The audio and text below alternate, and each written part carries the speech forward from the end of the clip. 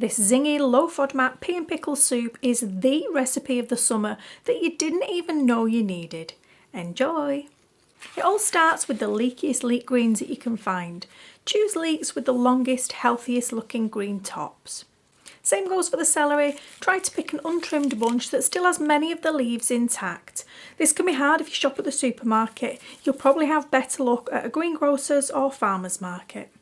The star of the show are these pickled gherkins or dill pickles for my American friends.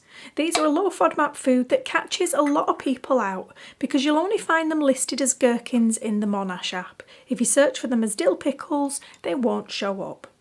These sliced green jalapenos are an optional ingredient, but they definitely add a bit of punch to the overall flavour of the soup. Now, canned green peas are not most people's idea of a tasty vegetable, but they have a much more generous low FODMAP serving size than either fresh or frozen peas, and they add a sweet, earthy flavour to this soup. The base of the soup is starchy white potatoes. We'll also use some of my favourite fresh herbs such as thyme, spearmint and dill. Coconut yoghurt adds richness and creaminess, and it's a great dairy-free low FODMAP option. Surprisingly, the coconut flavour isn't overpowering once it's cooked. The biggest tip I have for anyone new to cooking from scratch is to wash, chop and prep everything so it's ready before you start cooking. For example, these leek greens are almost always going to be sandy and gritty, and they really need to be thoroughly separated and washed so as not to spoil the finished dish.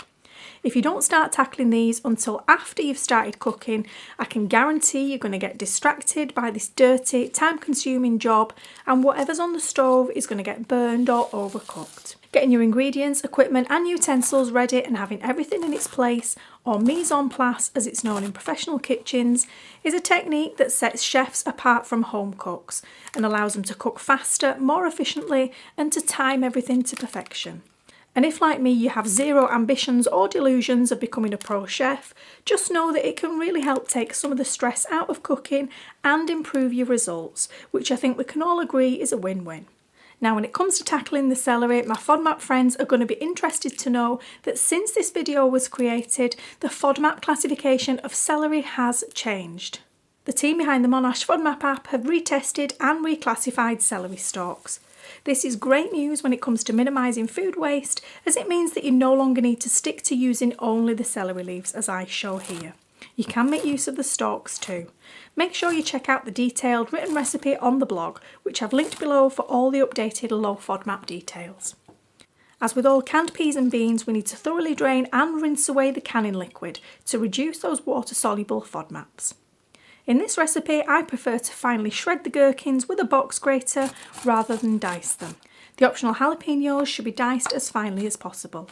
Let me know in the comments below if you include them.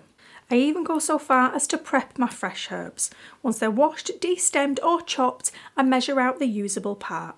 All of this prep work might feel like a waste of time, but I guarantee it's going to make things easier and more efficient when you get down to the actual cooking process.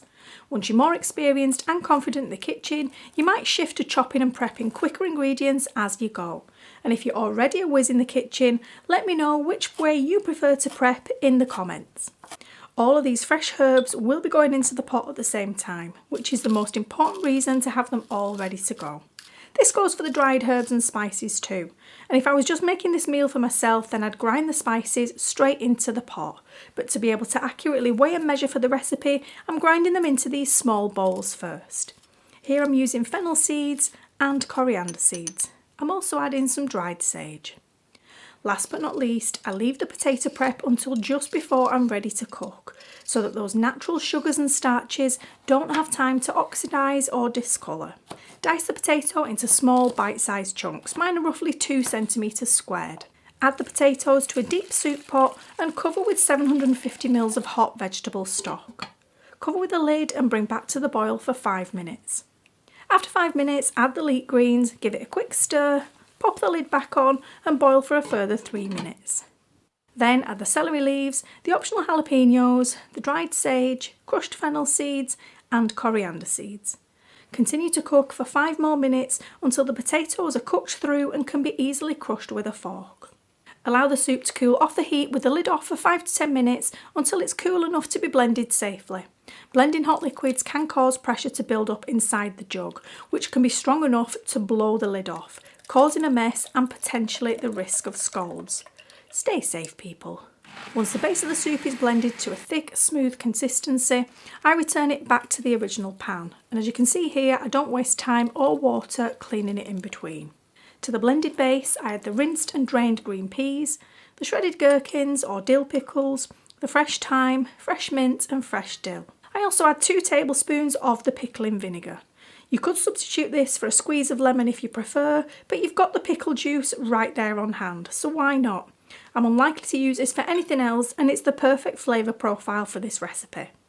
Give it a good stir and return the pot to a medium heat for 3 minutes until the peas and soup are hot. Once the soup is hot, temper your coconut yoghurt by whisking in a few tablespoons of the hot soup. This helps to stop it splitting when you stir the yoghurt into the soup, which unfortunately I forgot to film. Sorry. So there we have it. I've honestly been eating this soup on repeat since I began testing this recipe. This soup is roughly based on the Polish classic Zupa Ogórkowa, which is not typically vegan or low FODMAP. I wanted to capture the unique, punchy, salty and sour flavour without the onions or animal products. The full written recipe, quantities and FODMAP details are written up in the blog post that you'll find linked below.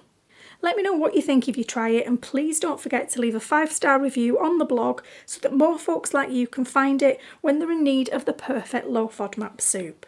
Thanks so much for watching, please give the video a thumbs up and I'll speak to you soon. Bye!